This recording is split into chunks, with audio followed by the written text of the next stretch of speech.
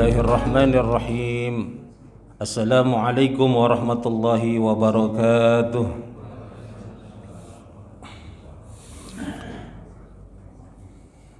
Allahumma lakal hamd wa lakal mulk wa lakal syukr wa lakal fadl wa lakal man kama yanbaghi li jalali wajhikal karim wa li azimi sultanik. Subhanaka la ilma lana illa ma 'allamtana innaka antal alimul hakim wa tub 'alaina innaka antat tawwabur rahim. Rabbi shrah li sadri wa yassir li amri wa hlul 'uqdatam min lisani yafqahu qawli. Allahumma shalli ala sayyidina al-fatih lima ughliq wal khatim lima sabaq nasiril haqqi bil haqq wal hadi ila siratikal mustaqim wa ala alihi haqqa qadrihi wa miqdarihi al-'azim. Alhamdulillah, tsumma alhamdulillah, kita panjatkan pujian serta rasa syukur kehadirat Allah Subhanahu wa taala yang masih terus-menerus menganugerahkan kita nikmat sehat wal afiah dalam iman, Islam dan takwa insyaallah, sehingga kita nanti dipulangkan dan dijemput oleh Allah dalam keadaan muslim, dalam keadaan bertakwa, dalam keadaan husnul khatimah. Salat serta salam tidak luput kita sampaikan kepada baginda Rasulil Amin. Mudah-mudahan kita semua, keluarga kita, orang tua kita, istri, suami, anak-anak kita menjadi umatnya Nabi, yang akan bersama Nabi, yang akan mendapat pertolongan dan syafaat Nabi dan berkumpul bersama beliau di dalam surganya Allah. Amin ya rabbal alamin. Alhamdulillah, pada pagi hari ini kita bersua dan berkumpul kembali menunaikan sholat subuh berjamaah yang insyaallah itu semuanya diterima oleh Allah Subhanahu wa taala, menjadi wujud rasa syukur kita kehadirat Allah Subhanahu wa taala, taat kita kepada Allah Subhanahu wa taala yang sudah setahun kita tidak bertemu. Jadi tahun baru ini kita ketemu lagi. Mudah-mudahan semuanya dalam keadaan senantiasa dalam lindungan dan naungan Allah Subhanahu wa taala. Sebelum panjang lebar, mari kita akan melanjutkan kajian kita dalam kitab At-Tibyan fi Adabi Hamalatul Quran yang disusun oleh Al-Imam An-Nawawi Ad-Dimashqi.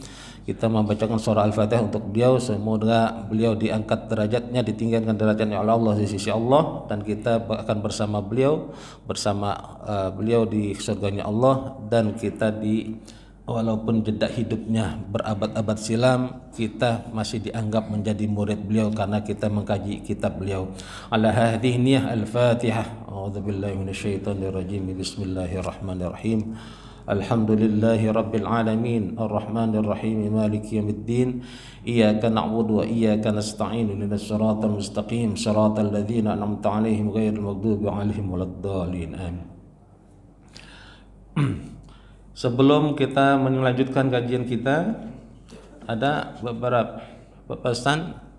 Yang pertama, saya berharap saya ini bicara di mana saja gitu, tetap terus dawamkan di masjid, wabil khusus sholat Jumat dan sholat subuh, kunut nazilah untuk saudara-saudara kita yang justru sekarang makin terdesak, makin miris karena dalam tanda dilaparkan, sehingga sekarang apa saja di Gaza itu yang bisa dimakan Pak.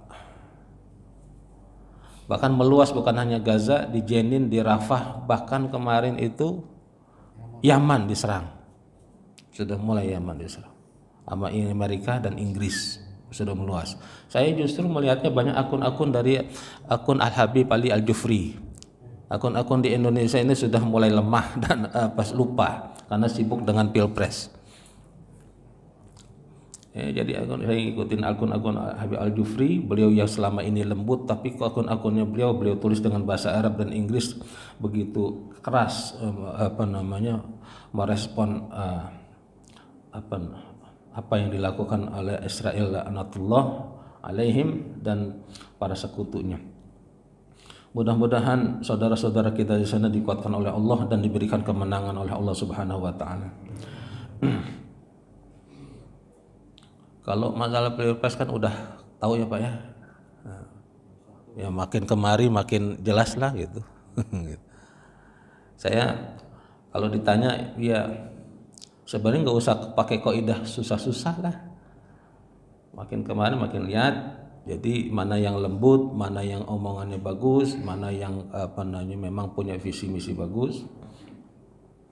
Ya, yang intelek, yang ahli ekonomi, yang juga ngerti pendidikan. Nah, itu ya. Yang ngerti. Jadi belum lagi kita pakai fatwa-fatwa ulama yang menguatkan kaidah usul fiqh ya, yang sembari kesana. Kalau kampanye di masjid nggak boleh, tapi ngarahin boleh kan? Boleh. Ya pasti ya, Iya. Cuman saya belum ngelihat Pak Haji balihonya di depan. Kalau sama tetangga sebelah tuh udah ada gitu. Walaupun ada yang bilang sekarang kita mulai merubah mindset masyarakat, jangan terpengaruh dengan baliho tapi dengan gagasan.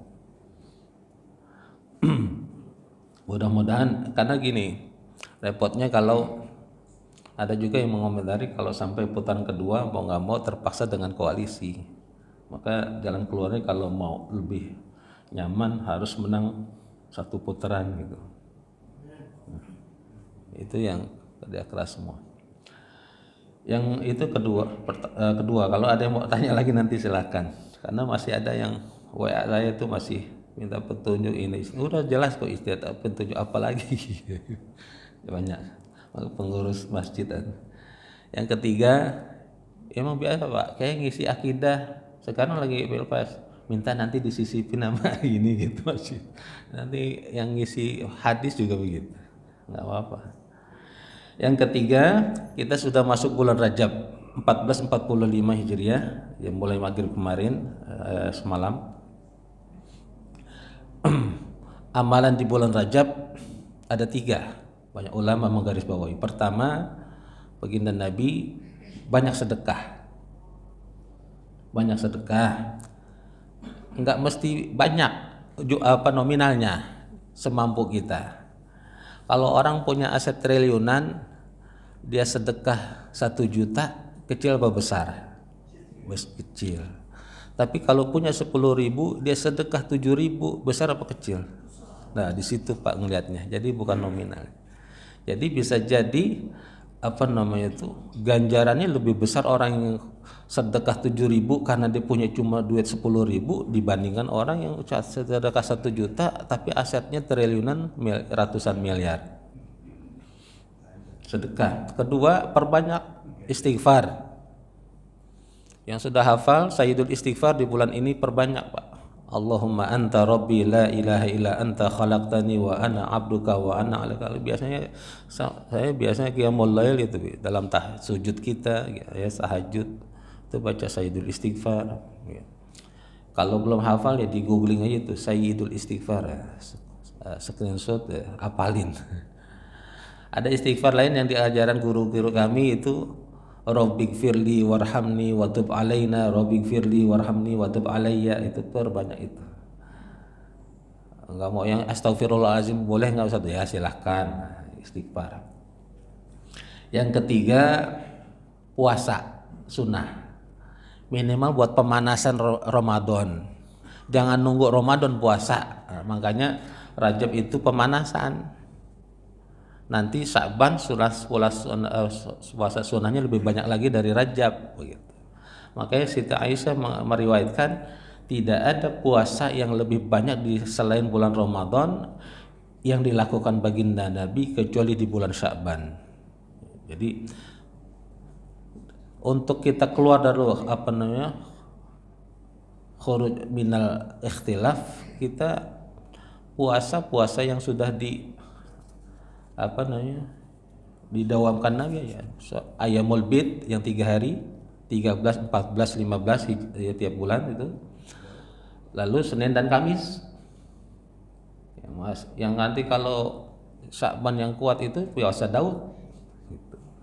Gitu, Pak. Tapi enggak harus lebih sedikit dari Ramadan. Gitu. Itu Ramadan yang 1 bulan penuh.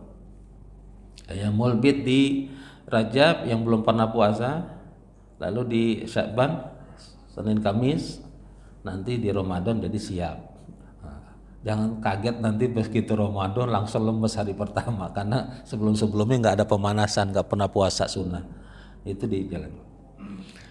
Yang keempat masih melanjutkan, karena memang mungkin bagi sebagian masih ada yang bertanya dan yang nggak datang.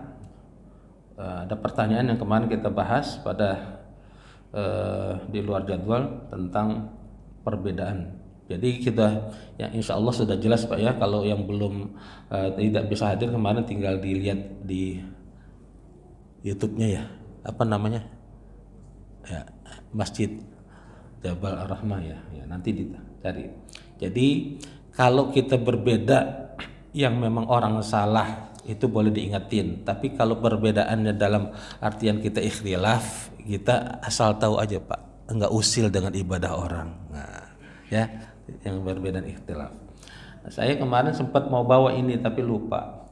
Khusus surah Yasin itu kalau di pondok-pondok belajar gini Pak, Syarah Hamami Zadah, tafsir surah Yasin. Nah, kemarin sempat ada yang tanya. Di sini pas di pembukaannya beliau mengatakan, saya ingin jawab. Bismillahirrahmanirrahim. Yasin wal Qur'anil Hakim innaka laminal mursalin. Beliau kasih keterangan gini, hadhihi surah Makkiyah. Surah ini adalah Makkiyah, diturunkan di Mekah atau sebelum hijrah. Wa sababu nuzuliha annal kuffara qalu anna Muhammadan laisa binabiyyin wala mursalin. Sebab turunnya ayat surah ini karena orang-orang kafir mengatakan bahwa Nabi Muhammad bukanlah nabi, juga bukan rasul. Bal huwa yatimu Abi Thalib, tapi dia hanya seorang anak yatim dari Abu Thalib. Wa ma dhahaba ila al-maktab wa ma ta'allama al-ilma min al-ilm min al-muallim fa kaifa yasiru nabiyyan. Dan dia nggak pernah belajar, nggak pernah berguru dari seorang guru, bagaimana mungkin dia sebagai seorang nabi? Fakana al-kuffaru musirrina fi inkarihim faraddallaha ta'ala qaulal kuffar wa anzala hadhihi surah. Orang-orang kafir itu mengingkari kerasulan Nabi, maka Allah menjawab keingkaran mereka dengan diturunkannya surah Yasin. Maka Yasin itu nama lain dari Muhammad, Nabi Muhammad. Yasin, wahai Nabi Muhammad, innaka, sesungguhnya engkau benar-benar rasul, benar-benar apa namanya, dari seorang dari utusan Allah. Sedikit saya baca ya. Wa syahida bi dzatihi al-jalil, Allah bersyahadah, bersaksi dengan zatnya yang agung atas kenabian Nabi Muhammad. Faqala ya Muhammad inna ankaral kuffar risalat falatak tam bidzalik. Sesungguhnya orang-orang kafir mengingkari kerasulanmu, tapi jangan acuhkan mereka, cuekin aja. Cuekin aja Pak, gitu katanya. Ana ushidu innaka laminal mursalin, sesungguhnya aku, kata Allah, bersaksi bahwa engkau benar-benar adalah seorang rasul. Falamma kanat hadhihi surah dalatan wa syahidatan ala risalatih fala jarama annaha sarat qalbal Qur'an. Nah, baru Pak masuk. Karena ayat ini adalah dalil, bukti atas kerasulan Nabi, maka jangan diragukan lagi ketika surah ini adalah disebut sebagai jantungnya Quran. Kama qala alaihi salam, sebagaimana Nabi bersabda, inna likulli syai'in qalban, setiap segala sesuatu punya jantung. Wa qalbul Quran Yasin, sementara jantungnya Quran adalah Yasin. Wa man qara'aha kataballahu lahu qira'atal Quran 10 marrat. Siapa orang yang membacanya, maka dia seakan-akan telah membaca 10 kali khatam Quran, dan seterusnya. Jadi hadis Nabi yang sementara dibanyakan orang itu akan diperbincangkan, dikutip di secara tafsir Hamam Zaza Yasin. Kalau dibilang oh itu doif, ya memang sebagian ada yang mengatakan doif, tapi saya ngutip kembali ke hadis ayat kitab ini At-Tibyan halaman 20 yang masih megang kitabnya. Imam An-Nawawi mengatakan di paragraf kedua, wa'lam annal ulama min ahli al-hadis wa ghairihim jawazu al-amal bid-dha'if fi fadailil a'ma. Ketahuilah sesungguhnya para ulama dari ahli hadis wa ghairihim. Wa ghairihim artinya selain dari para ahli hadis, ulama ahli hadis, ulama ahli fikih, ulama ahli usul dan seterusnya, jawazu membolehkan al-amal bid-dha'if, mengamalkan hadis dhaif fi fadailil a'mal, dalam fadilah amal. Nah, ini fadilah amal. Gitu. Baca Yasin. Boleh-boleh aja. Kalau yang ini kalau sudah diterasin begini masih ada yang usil, Pak, ya diamin aja, nggak usah dijawabin. Jadi ribut. Ada apa sih ini peribahasa orang Arab tuh, tarkul jawab alal jahil jawab. Meninggalkan jawaban terhadap orang jahil, orang bodoh, itulah jawabannya. Nggak usah ditimpalin, apalagi di masjid ribut rame. Kalau yang nggak mau baca Yasin ya silakan. Ini kan yang keempat. Baru kita masuk melanjutkan kajian kita kitab At-Tibyan fi Adabi Hamalil Quran. Bismillahirrahmanirrahim. Kemarin sampai halaman 36 ya. Faslun. Sebab wayan bagi lahu an yarfuqa biman yaqra'u alaih wa an yurahhiba bihi wa yuhsina ilaihi bihasabin halihima. Hendaknya seorang guru bersikap baik, yarfuq baik, biman yaqra' alaih, kepada siapa-siapa yang berguru kepadanya, belajar kepadanya, wa an yurahhiba bihi wa yuhsina ilaihi, dan menyambutnya. Yurahibu itu dari kata marhaban tuh yurahibu, menyambutnya dengan senang, dan bersikap ihsan bihasabin halihima, dengan sesuai dengan kondisinya. Faqad rawaina an Abi Harun al-Abadi qala kunna na'ti Aba Sa'id al-Khudri fayaqul, sesungguhnya telah diriwayatkan kepada kami dari Abu Harun al-Abdi, beliau berkata, kami pernah mendatangi Abu Sa'id lalu al-Khudri, beliau berkata, marhaban bi wasiyyati Rasulillah, mendatangi Abu Sa'id al-Khudri ini untuk berguru, lalu beliau berkata, selamat datang bi wasiyyati Rasulillah, selamat datang wasiat Rasulullah, pesan-pesan Rasulullah. Innan Nabi qala, beliau mengatakan sesungguhnya Nabi pernah bersabda, innan nasa lakum taba'un, sesungguhnya manusia nasi kelak akan mengikuti kalian. Ya, maksudnya berguru. Ini murid-murid ini nanti jadi guru, lalu muridnya jadi guru lagi, berguru dan sebagainya. Maka itu pesanat penting. Sanad kita punya orang tua penting. Yang pengen mantu, cari mantunya sanadnya penting. Jangan lihat kayaknya doang, glowingnya gitu. Sanadnya dia, siapa orang tuanya, bagaimana agamanya. Pun begitu, sanad berguru. Ketika anak kita mau sekolahin pesantren, cari tahu itu pesantren punya siapa, pimpinannya siapa, berguru dari mana. Itu Pak. Jangan terkesima, tertipu dengan mewahnya gedung. Itu banyak begitu Pak. Cuma baca brosur lalu cari gurunya, tahu siapa sanad. Wa inna rijalan ya'tunakum min aqtaril ardi yatafaqqahuna fid din. Nanti kelak akan banyak orang manusia ya'tunakum,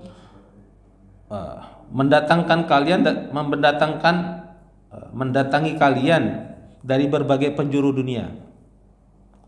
Untuk apa? Belajar agama. Fa idza ataukum fastausu bihim khaira. Kalau mereka pada datang semuanya, maka wasiatkanlah kepada mereka yang baik-baik. Rawahu At-Tirmizi wa Ibnu Majah wa ghairuhum.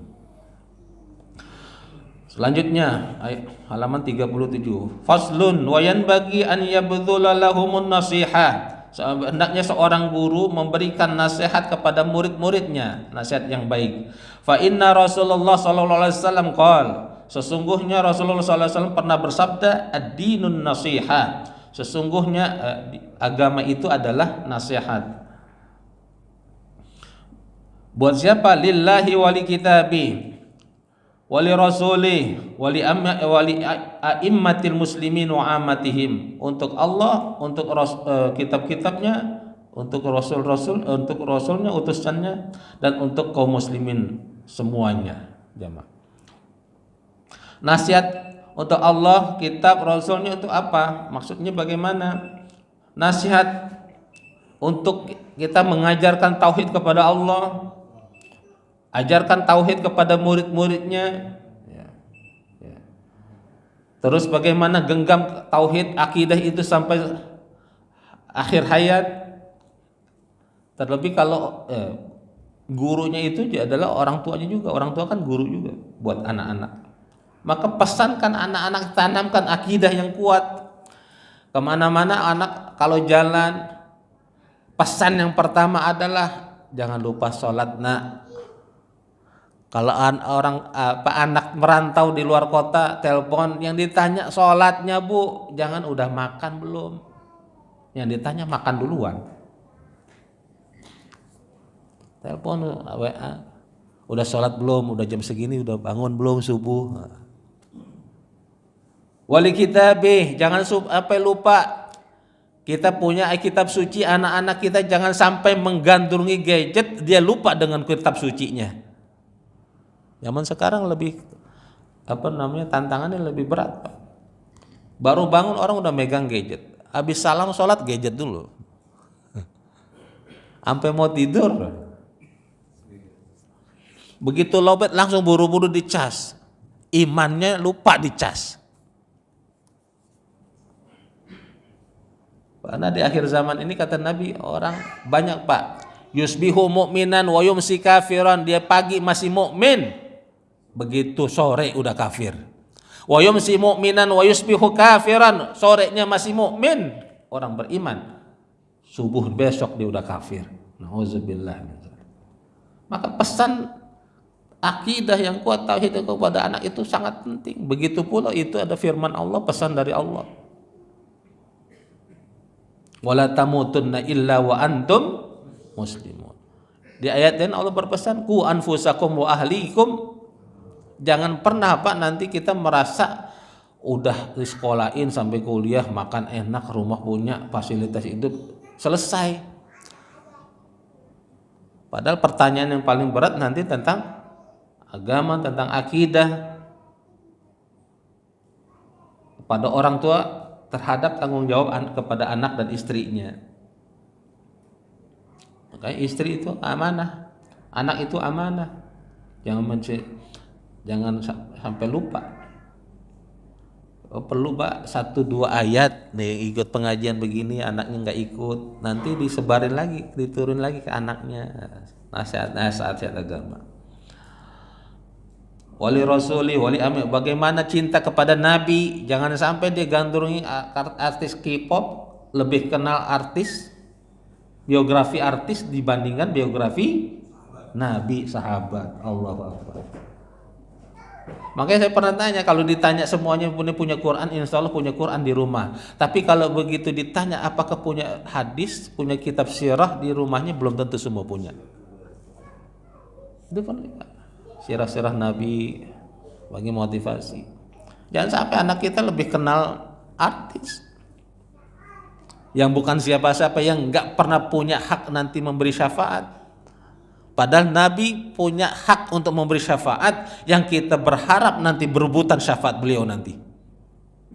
Tapi namanya syafaat itu pertolongan kalau kita sudah beribadah, sudah punya ikhtiar. Contoh, anak pengen punya mobil, harganya 200 juta. Bilang, pengen punya mobil, tapi harganya 200 juta. Duitnya belum cukup. Emang punya berapa nak? 150. Ya udah, Bapak tambahin atau bantu 50 jutanya. Itu syafaat tuh Pak. Jangan nanti nggak pernah sholat, nggak pernah puasa berharap syafaat. Pengen punya mobil ditanya 200 juta, udah nabung berapa? Belum ada ya. Mana syafaat itu minta beliin. Nanti syafaat juga begitu, Pak. Kita sudah puasa, sudah sholat, sudah menjalankan syariat, kita ngencengin diri kita, membentengi diri kita dari maksiat, ternyata poinnya belum cukup untuk masuk surga. Nabi bantu. Tuh syafaat begitu. Jangan nggak pernah ibadah, maksiat jalan terus, begitu di padang mahsyar pengen syafaat. Syafaat itu konsepnya begitu. Wa minan nasiha lillahi ta'ala wa li kitabih ikramu qari'ihi wa talibihi. Dan sebagai apa? Di antara dari kita nasihat untuk Allah dan kitabnya adalah memuliakan qari'ihi, para pembaca Quran, wa talibihi, para penuntut ilmu tentang Quran, wa irsyaduhu ila maslahatihi, dan membimbingnya, mengarahkannya kepada kebaikan. Makanya penting, selain kita nanti ke masjid, ke panti asuhan yatim, itu juga membantu para ahli Quran untuk menghafal Quran. Apalagi orang yang punya anak nggak punya satu pun, nggak punya ahli Quran. Saya pernah di awal-awal bilang, jangan pernah kita bangga punya anak banyak, punya cucu banyak, tapi satu pun tidak ada yang jadi ahli Quran. Kita punya anak cucu 10 orang, 12 orang, belasan orang, puluhan orang, pastikan Pak, di antara anak kita, cucu kita ada yang hafizul Quran, hamilul Quran. Dia yang akan menaruh di kepala kita mahkota Quranan. Kalau nggak punya, tolonglah orang-orang yang pembaca, para penghafal Quran,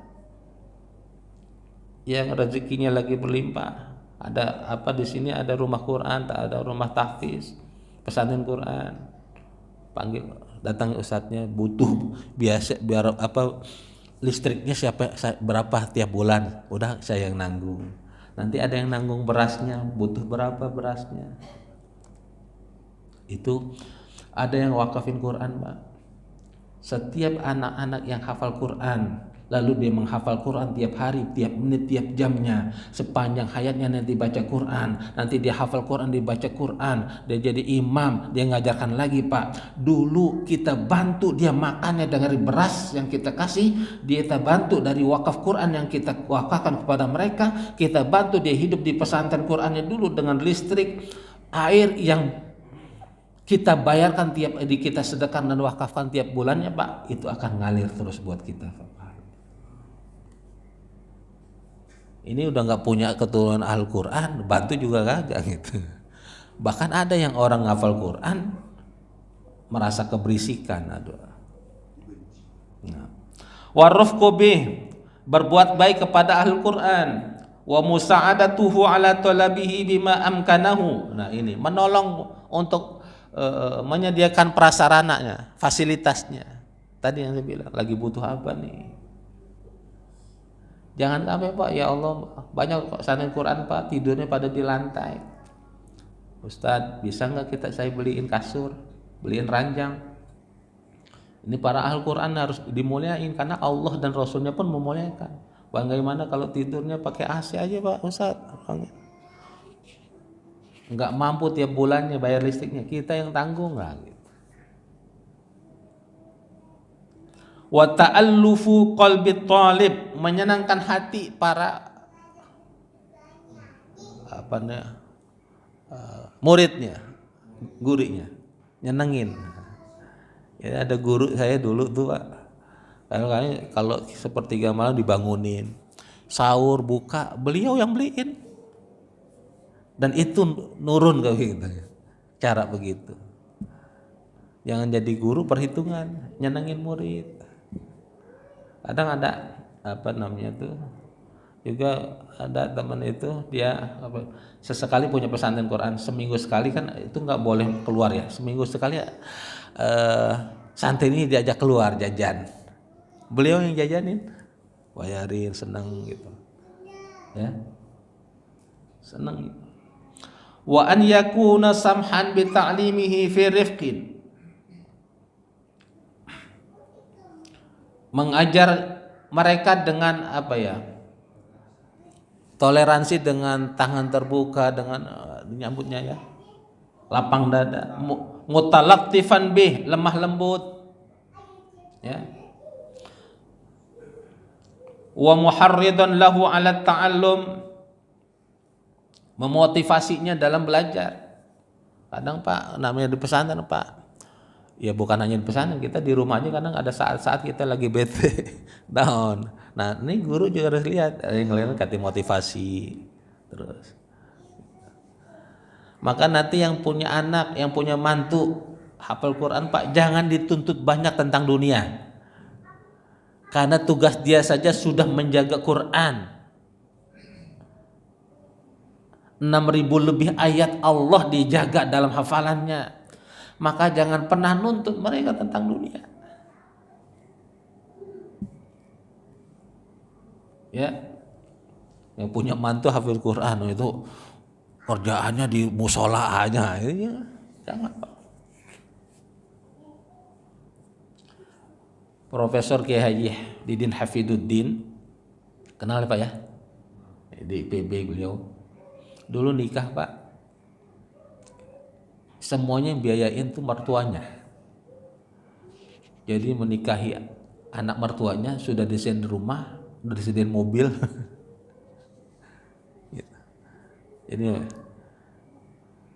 Jadi jangan nanti, karena memang dia nanti harus murojaah tiap hari. Murojaah satu hari 5 juz, 10 juz, sekali duduk 5 juz. Ya, pernah anak-anak saya itu yang pernah sering ikut itu sehari kalau masih di rumah kemarin 5 juz kalau sehari murojaah.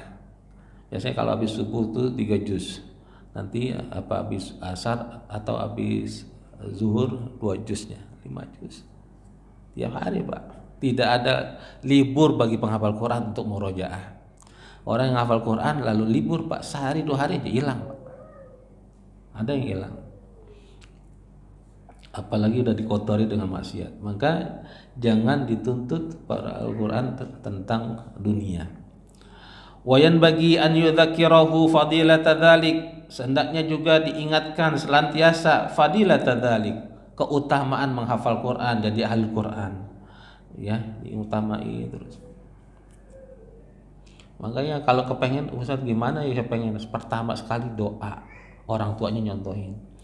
Syukur-syukur kapan dia punya rezeki umroh atau doa di raudhah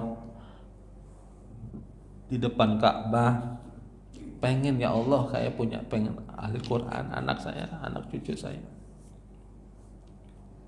jadi ahli Quran, liyakuna sababan fi nasyadih, agar supaya menjadi sebab dalam semangatnya ya, jadi sebab. Kalau dimotivasi, diingetin terus keutamaan fadilah tentang menghafal Quran, jadi ahli Quran, jadi nanti tumbuh lagi semangat. Tadinya down, ya kan, lagi nggak semangat, sedih, tumbuh lagi Pak gitu.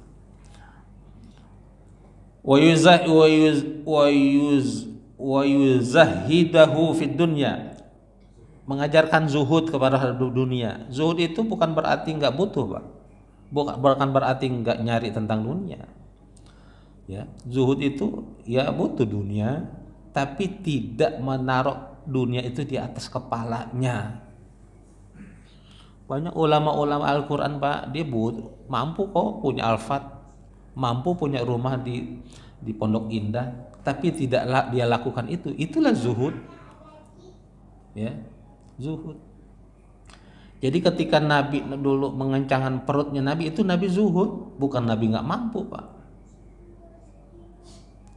Ini kalau yang salah baca nanti Nabi itu miskin, oh salah. Bacanya kurang lengkap itu. Coba nanti dilihat di sirah Nabi. Nabi ketika melamar Khadijah, mas kawinnya apa? Ustaz. Ya. Jadi dibilang Nabi miskin salah gitu. Jadi zuhud itu orang mampu untuk menggapai dunia tapi dia tidak lakukan itu. Itulah zuhud. Ada pertanyaan, Ustaz kenapa sih orang ulama tuh begitu? Hidupnya kok begitu? Bukan dia nggak mampu, memang dia nggak butuh lagi dunia. Kenapa? Termasuk Habib Umar bin Hafiz ketika ditanya kenapa? Karena kita sudah paham ini dunia cuma sementara, untuk apa kita butuhin dunia? Kita butuh kehidupan yang lebih abadi dibandingkan dunia. Maka orang-orang yang masih sibuk dengan dunianya, diperbudak dengan dunia, sesungguhnya dia masih nggak ngerti bahwa dunia ini akan punah. Kita kan yakin dunia ini akan hancur, bukan hanya diri kita dunia hancur, tapi kok kita ngejar-ngejar dunia yang akan hancur. Kita lupa dengan kehidupan yang lebih abadi, yang kekal. Wa yasrifahu 'anir rukun ilaiha. Dan supaya tidak terganggu tentang dunia. Nah, ini tidak tergantung, tidak terganggu dengan dunia. Orang ngomongin dunia, orang Al-Qur'an tuh harusnya udah wal iktirar biha, tidak ditipu dengan dunia. Kehidupan dunia ini fata morgana, tipuan Pak, yang kita kelihatan kok enak ya jadi orang kaya, padahal orang kaya kepengen kehidupan seperti kita, enak ya jadi orang miskin, makan di mana aja enak, yang pas-pasan gitu. Orang terkaya Indonesia itu beberapa diwawancarin gitu, nggak mau kelihatan orang jadi orang kaya. Punya mobilnya cuma Kijang. Kenapa? Dia punya kebiasaan makan di pinggir jalan, makan toprak. Padahal triliuner Pak. Tapi orang yang baru kaya petang-petang poteng-teng gitu. Biasanya yang petang-poteng masih kopral, yang jenderal mah tenang-tenang.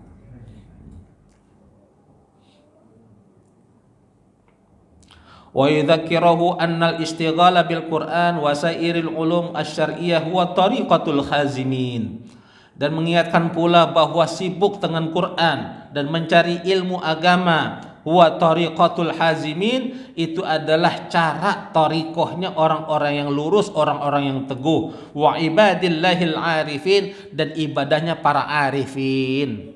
Tuh. Arif billah itu yang disebut arif billah begitu.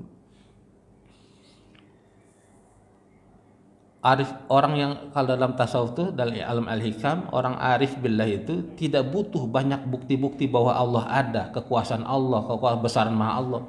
Karena kenapa? Di mata dia di mana lihat Allah sudah ada, maka dia tidak butuh lagi.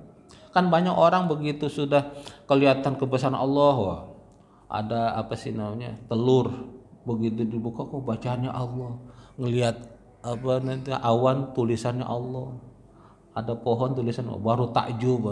Orang-orang yang arif tidak mudah takjub dengan itu, karena dia sudah ya di mana dia melihat itulah Allah yang dilihat.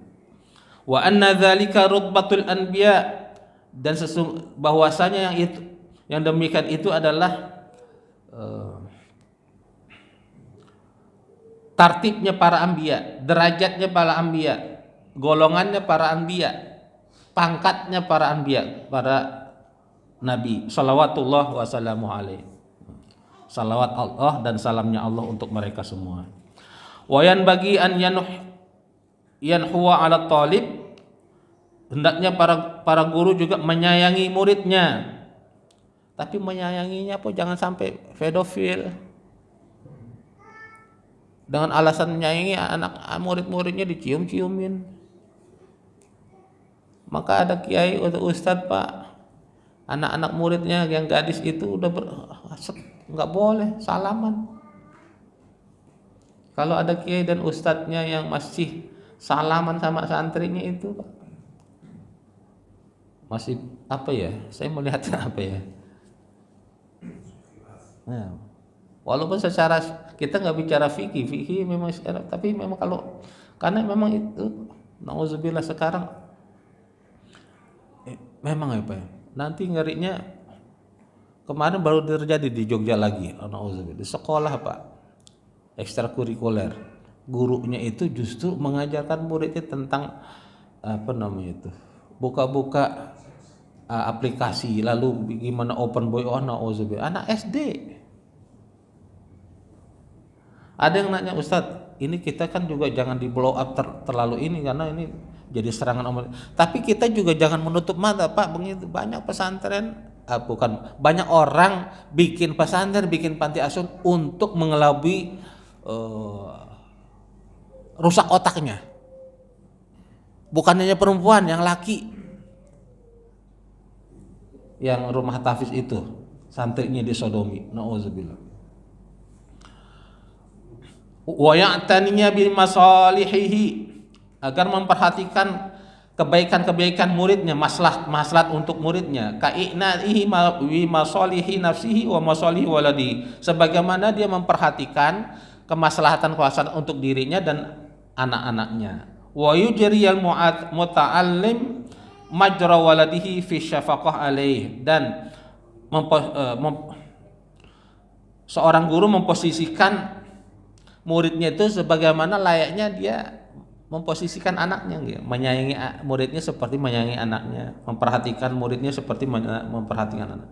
Wal ihtimam bimasalihi, dan memperhatikan kemaslahatannya. Wasabri ala jafanihi, sabar atas kenakalannya. Kalau ada muridnya agak nakal, dia susah diatur, sabar gitu. Wasu'i adabihi, mungkin ada juga yang jelek adabnya. Wa yu'dhiruhu fi qillatil adabihi fi ba'dil ahyan, mungkin kekurangan ajarannya, sesekali ada kekurangan ajaran muridnya, dimaafkan. Fa innal insan mu'arradun lin niqas la siyama idza kana shaghira sinni, karena sesungguhnya manusia itu rentan berbuat salah, apalagi dalam usia kecil, masih kecil. Ini masih ada 2 paragraf lagi, tapi saya cukupkan dulu. Mungkin ada yang mau ditanya, silakan Pak. Ada yang mau ditanya? Ya, Pak Jarma. Waalaikumsalam warahmatullahi wabarakatuh. Ini mengenai dunia tipu-tipu, apakah memang untuk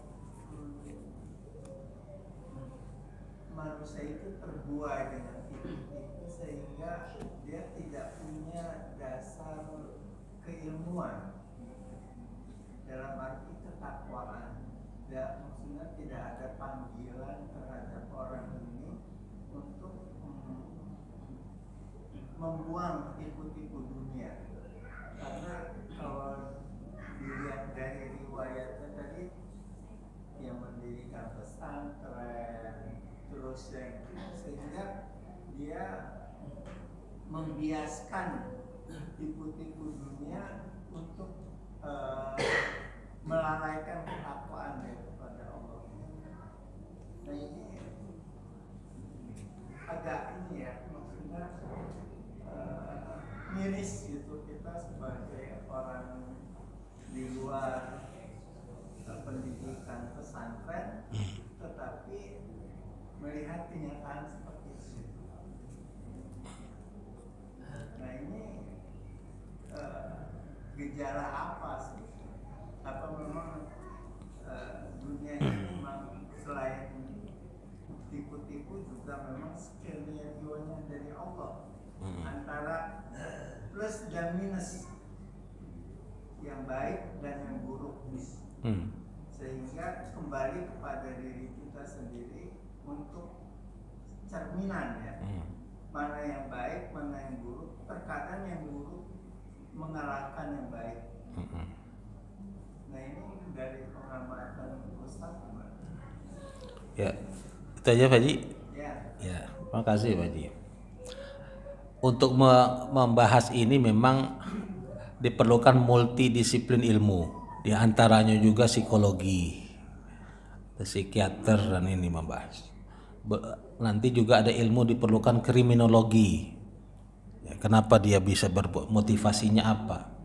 Tapi dari pandangan agama setidaknya kita pernah bahas hadis innamal a'malu binniyat, setiap amal orang tergantung dengan niatnya.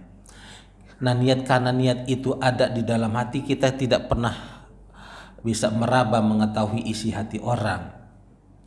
Tapi pesannya adalah maka la tanzuranna li athwabin tuzayyuna, jangan pernah kita tertipu dengan cantiknya, paras rupawannya seseorang, pakaian indahnya, tapi sebenarnya hatinya busuk. Ya, Begitu apalagi lagi zaman-zaman apa namanya ini? Lagi zaman-zaman Pilpres itu kan banyak begitu dibungkus. Termasuk pakaian-pakaian ya. Eh, maka orang-orang yang pernah saya pada bilang, orang-orang yang aktif dalam agama apalagi itu harus sering muhasabah diri. Allah berfirman, ya ayyuhalladzina amanu lima taquluna ma la taf'alun. Kenapa kalian menyuruh kepada seseorang lain tapi kalian enggak mengerjakan? Jangan aktif tapi aktif ibadah, aktif dakwah tapi aktif juga maksiat. Apa tuh STMJ? Sholat terus maksiat jalan. Sholat tiap hari, etika tapi maksiat jalan juga. Makanya harus kita semua nasihat juga buat diri saya juga, jangan sampai seperti. Maka kita, tadi pesannya bagaimana kita melihat seperti itu, kita lihat siapa orang ini kalau pesantren Pak, buat masukin panti asuhan, siapa orang ini, termasuk perlu juga Pak apa namanya ini jadi donatur pesantren panti asuhan, dia siapa, perlu dipelajari nasabnya dan sanadnya, dia siapa. Dan jangan juga bagi ketua lingkungan RT RW ada yang apa namanya ngajukan permohonan dirikan panti asuhan, harus dipelajarin juga ini siapa, yang dikumpulin anak-anak siapa nih.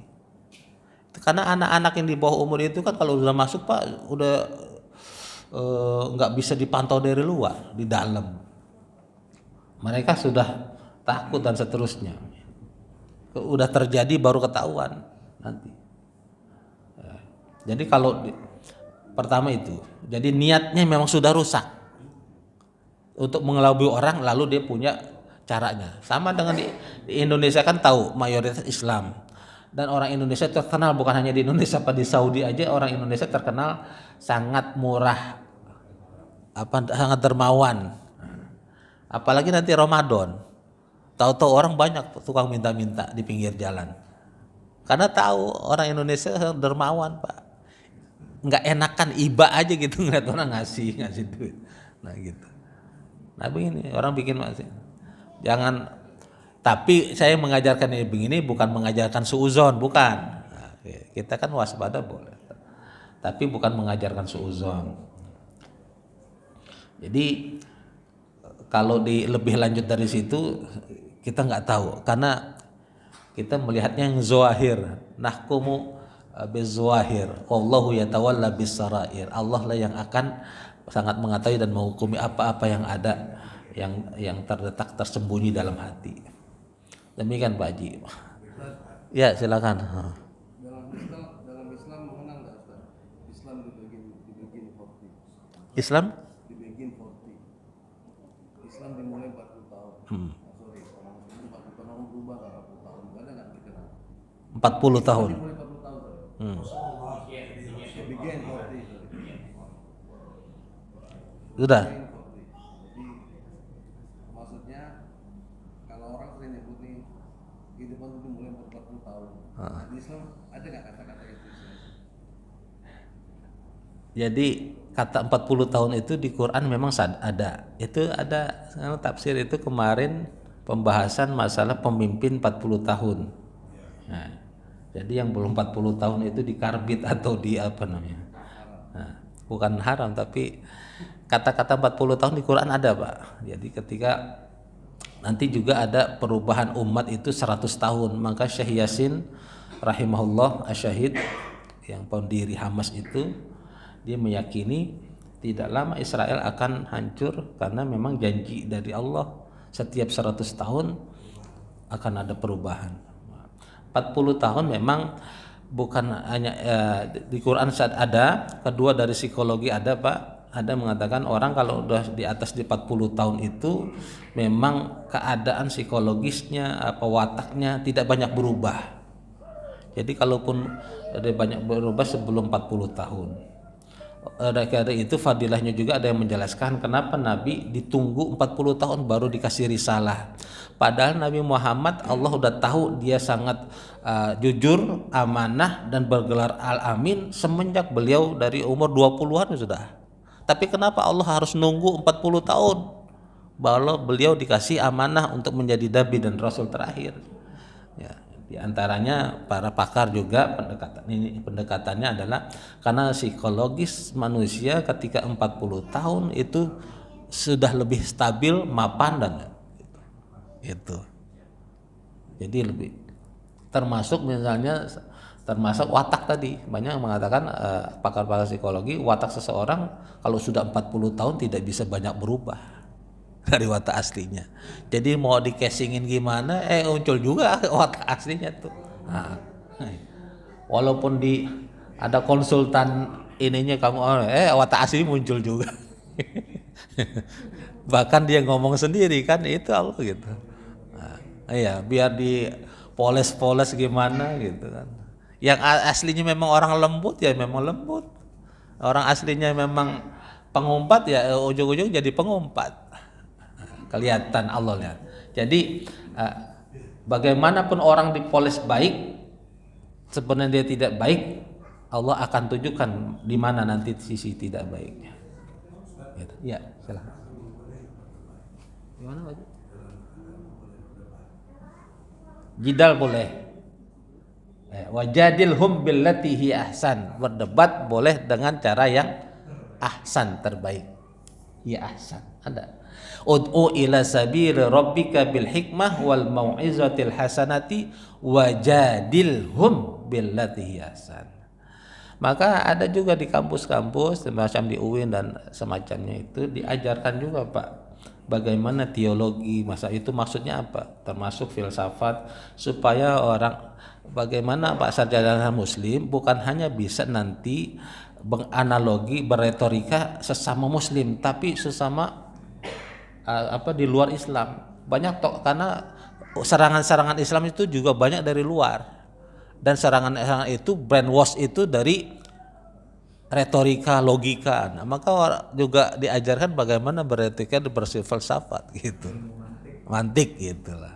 Itu ada. Bahkan di pesantren diajarkan tuh ilmu-ilmu mantik. Jadi tapi ahsan itu diantaranya ya kita jangan nyerang pribadi. Tapi yang diserang gagasannya. Jangan nanti kita nggak punya beda mazhabnya satu, kita keyakinannya Pak yang jangan orangnya nih serang gitu.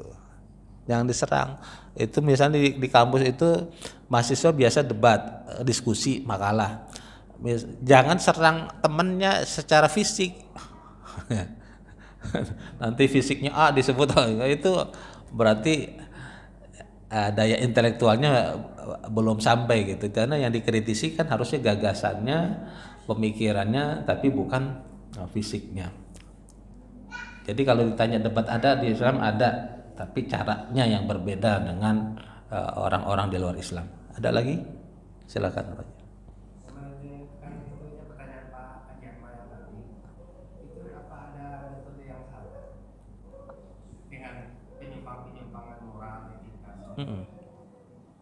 Contoh misalnya kalau orang baca Al-Quran, hafal Al-Quran doang, belum mengerti artinya apa, belum paham, hafal 30 juz belum.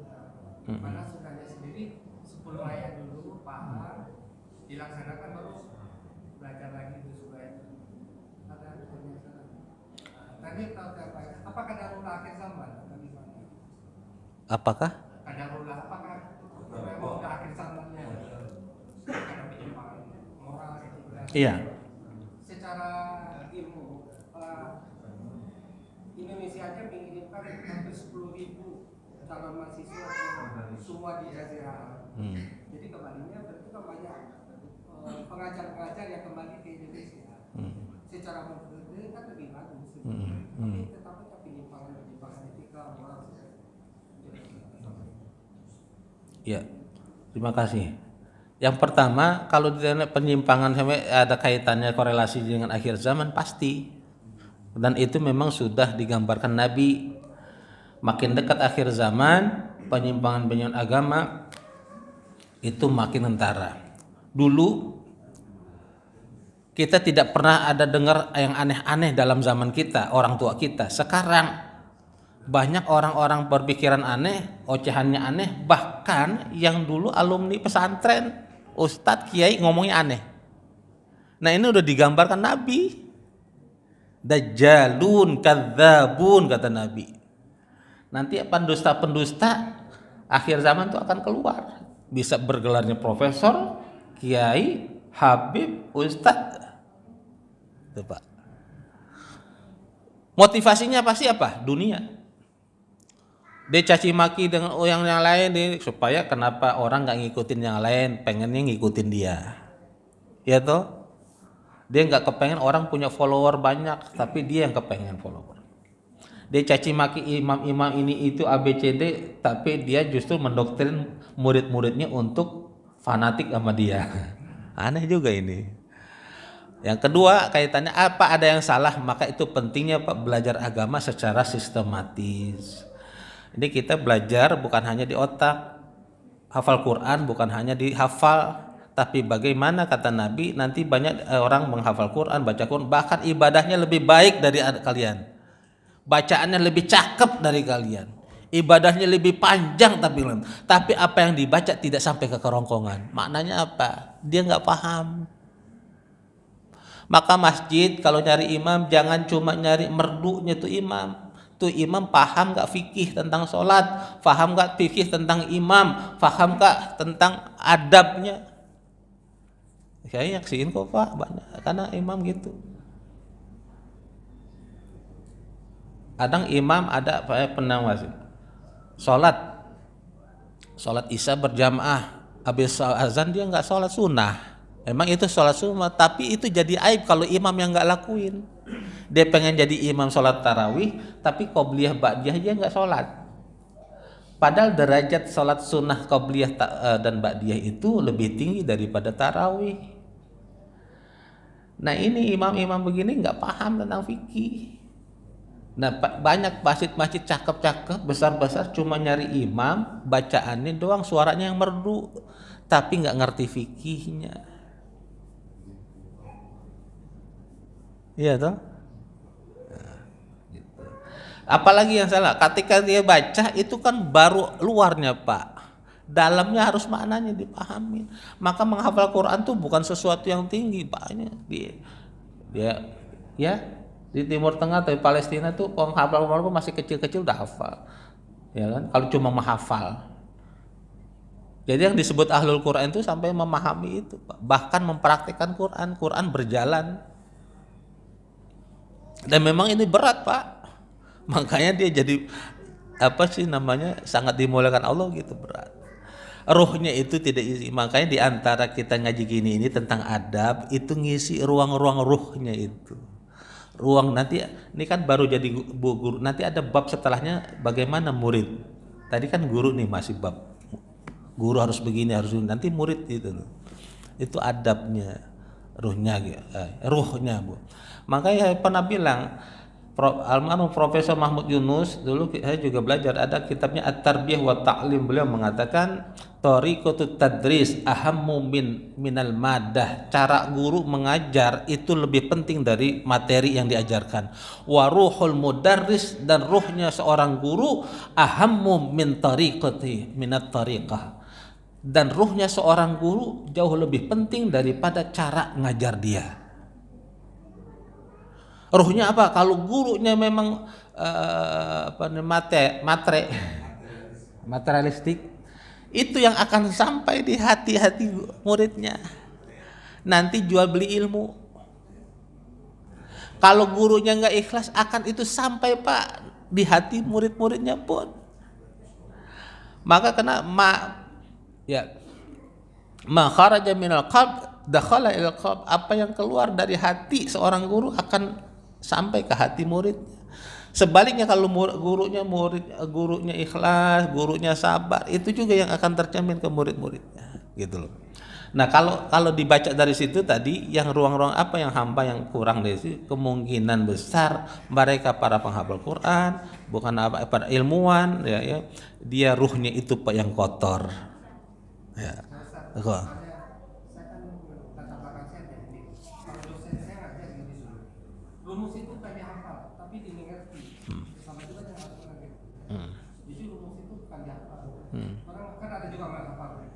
tapi rumus itu adalah dimengerti. Anda mengerti dari awal rumus itu kenapa munculnya rumus itu. Nah, jadi belajar itu di Al-Quran itu juga harus kayak gitu. Jadi jangan lupa. Iya, memang ini perdebatan ulama panjang. Dulu al-ilmu bis-sutur wala bis-sudur. Ada yang mengatakan ulama al-ilmu bis-sudur la bis-sutur. Ilmu itu di hati bukan di tulisan. Ada yang mengatakan ditulis bukan di hati. Tapi kita mengenal kedua-duanya, Pak. Apalagi Quran perlu dihafal. Quran kita kan sholat butuh ayat Quran kan? Butuh. Maka kalau nggak dihafal gimana? Harus dihafal. Jadi dihafal pula, lalu juga dimengerti, juga dipahami. Jadi juga al-fahmu gitu. Jadi cuma kita kebanyakan salahnya gini, Pak. Begitu udah ngafal berhenti, selesai. Padahal ada tahapan selanjutnya, bagaimana memahami tafsirnya. Nah, tafsir itu ribuan kitab tafsir. Saya aja belum sampai ke ribuan tuh kitab-kitab. Ya, jadi karena satu tafsir aja tuh bisa. Tadi saya kebetulan baca al-alam dan alam. Itu alam. Itu guru-guru saya memang rujukannya di kitab I'anatul Talibin. Saya punya tuh 4 jilid kitabnya. Di situ mengatakan man yaqra alam wa alam lam yusib alam fi subhi. Jadi siapa orang yang baca dari subuh itu rakaat pertama baca alam nasrah maksudnya, yang kedua rakaat kedua baca alam taro, lam yusib alam, insyaallah dia tidak akan ditimpa sakit, penyakit. Itu sempat pesan-pesan guru itu. Jadi alam dan alam. Yang kitab-kitab seperti itu, Pak. Jadi salahnya kita itu begitu udah hafal pesan-pesan tahfiz, udah selesai murid-muridnya. Di ijazah apa? Kalau di TP apa? Kalau udah wisuda Iqra selesai, selesai. Berhenti ulang, nggak ngaji-ngaji lagi. Kayaknya udah selesai. Padahal tahapan baca Al-Quran panjang sekali masih. Nah itu, Pak.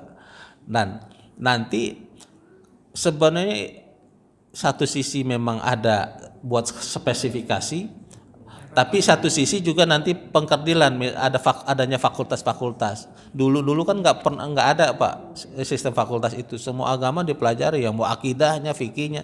Tapi begitu di perguruan tinggi sekarang kan ada fakultas syariahnya, tarbiyah, ada usuluddin dan seterusnya. Nah, kalau saya kenapa ngambilnya ke tafsir? Karena tafsir itu muara semuanya, Pak. Ya fikih ada, ya usuluddin aja. Emang muaranya awalnya dari tafsir itu.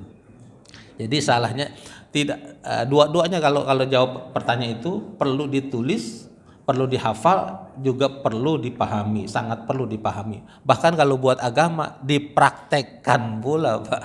Bukan hanya dihafal, dihafami, tapi nggak praktek. Ngerti sholat jamaah penting, ngerti sholat di masjid itu penting, tapi nggak dipakai, nggak dikerjain. Nah, itu, ya kan? Ngerti doang gitu, paham doang, ayatnya tahu, hadisnya tahu. Nah, ada lagi Pak? Tidak ada. Ngiri-ngiri. Kedua, pertanyaan saya yang kedua nih, apakah ada tokoh yang menjadi panutan sudah nggak ada? Karena ada penyuka. Tokoh yang menjadi panutan dulu kan ada Buya Hamka. Jadi sebagai acuan, sebagai ini. Ya.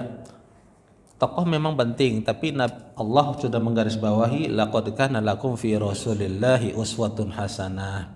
Maka ulama-ulama yang baik, yang banyak pengikutnya, hendaknya berwasiat. Saya termasuk yang bagus-bagus itu. Saya agak nak sebut, misalnya diantaranya tadi para Habib yang itu, terus termasuk Habib Rizik juga kan pernah mengatakan, perjuangan Islam bukan karena saya. Kalaupun saya nanti mati, entah saya memang sudah diwafatkan Allah, dibunuh siapapun, perjuangan membela Islam jangan berhenti karena saya. Itu harusnya begitu, Pak. Jadi kita beribadah jangan karena orang. Kita belajar, kita pahami, lalu praktekkan. Nah, idol kita cukup satu, idola kita, panutan kita Nabi Muhammad SAW. Maka memang ini memang pengaruh juga. Oleh karena itu ketika Nabi wafat tuh Umar bin Khattab termasuk sahabat yang nggak percaya. bahkan dia akan menebas leher siapa orang yang berani mengatakan Nabi wafat. Lalu Abu Bakar lah yang meluruskan itu. Abu Bakar mengingatkan dengan membaca wa ma Muhammadun illa rasulun qad khalat min qablihir rusul afa immata au qutin qalabtum ala aqabikum. Nabi Muhammad hanyalah seorang rasul utusan Allah. Kalau risalahnya sudah selesai, tugas dia selesai, ya, dulu juga udah banyak nabi-nabi sebelumnya wafat. Lalu ketika nabi nanti wafat atau terbunuh di medan perang, apakah kita akan kafir lagi? Itu ayatnya ada, Pak. Lalu Umar tuh lemes, pedang yang dipegang itu dia jatuhkan. Dia mengatakan seakan-akan aku nggak pernah dengar ayat itu. Maka orang-orang yang beragama cuma karena ikut-ikutan atau terpaku dan terpicu dengan satu tokoh, maka sadarlah jangan kita beriman atau kita ketol ibadah karena seseorang, karena makhluk. Karena ibadah kita seharusnya lillahi ta'ala. Jadi memang pernah pengaruh, tapi jangan karena orang kita ibadah, tapi karena Allah Ta'ala. Kalaupun kita perlu sosok tauladan, cukup Nabi Muhammad sebagai suri tauladan kita. Mudah-mudahan ini bermanfaat. Nanti kita insya Allah lanjutkan lagi menjelang Pilpres ya. Masih ketemu lagi sebelum Pilpres kita tanggal 14 ya. Jadi Sabtu kedua masih bisa bertemu lagi. Mudah-mudahan bermanfaat, menjadi motivasi buat kita yang belum Al-Quran. Mudah-mudahan di keluarga kita semuanya ada satu anak atau satu orang keturunan kita yang menjadi ahli Quran. Semoga kita juga jadi pencinta Quran dan dimudahkan oleh Allah dari mengambil bagian untuk menjadi hamilul Quran dan sahib atau sahabatnya Quran, sehingga Quran juga akan memberikan syafaat pertolongannya kepada kita nanti di alam barzah maupun di akhirat kelak. Mari kita baca kafaratul majlis untuk menutup kajian kita. Subhanakallahumma wa bihamdika asyhadu an la ilaha illa anta astaghfiruka wa atubu ilaik. Saya ucapkan wal afu minkum kalau ada salah dan kata yang untuk tidak tepat diucapkan, maka saya mohon maaf. Wal afu minkum. Wassalamualaikum warahmatullahi wabarakatuh.